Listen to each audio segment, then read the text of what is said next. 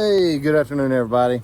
Today is the 29th day of March.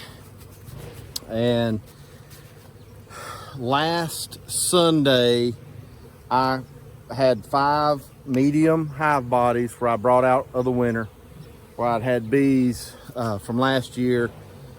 And there were a bunch of bees in there, there were a lot. So I wanted to try to keep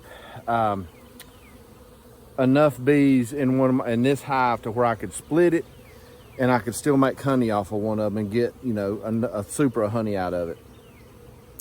So what I decided to do was I wanted to try this double screen board.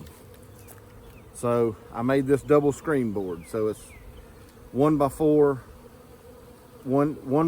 pine. And I got a little 2-inch hole right up here at the front that's half the depth, it's 3/8.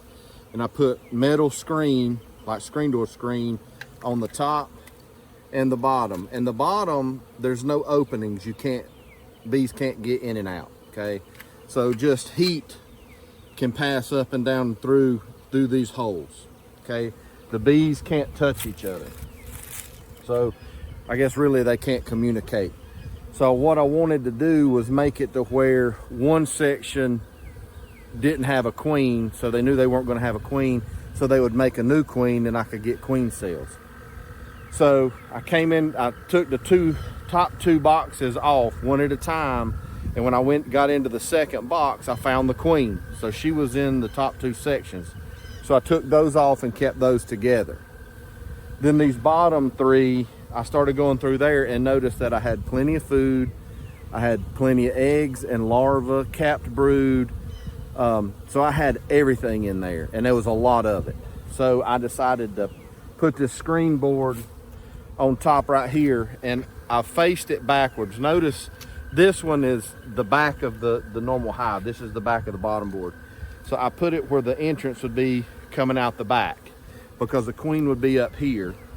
And I knew she was laying eggs and she'd keep that colony going strong. But I wanted to leave the hive opening on the front, so any forage bees would be coming back to the front, right? So at night, this box would be full. So it's not quite, I wanted to wait 7 days, but it's supposed to rain where I'm at tomorrow, and I wouldn't have time to get back to these bees. So I got into them today so I could look, just to make sure. I wanted to make sure I was getting a queen cell.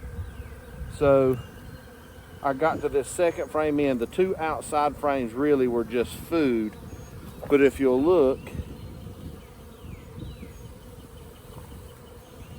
there's a queen cell that they've made. So they've made an emergency cell to start a queen. So right there's one, and right there's one. So on this frame, this side of the frame, I've got 2. So I know I've got 2, and there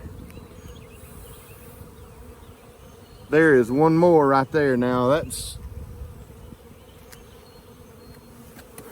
oops, well, that wasn't good. That right there is one. It's not a big one, but it's a good one. And I don't like doing that, knocking them. And actually doing that, I found a 3rd one. So I've got 3 on this side. And what I'm gonna do is I'm gonna put all of this, and there's one right there, so I see another one. So that's 5 altogether that I know I've got. So I'm gonna leave these as is. I'm not really gonna do much with them. And they were up higher on the frame, so I didn't worry about breaking them. I always worry about some being at the bottom and I break them off. So I didn't want to go through too many of them. But now that I know there's 5 in there, it's possible I could go through a couple of these and I could split these off and make another hive out of my little 2-frame mating nuke, which I may do just to see if I can get it going.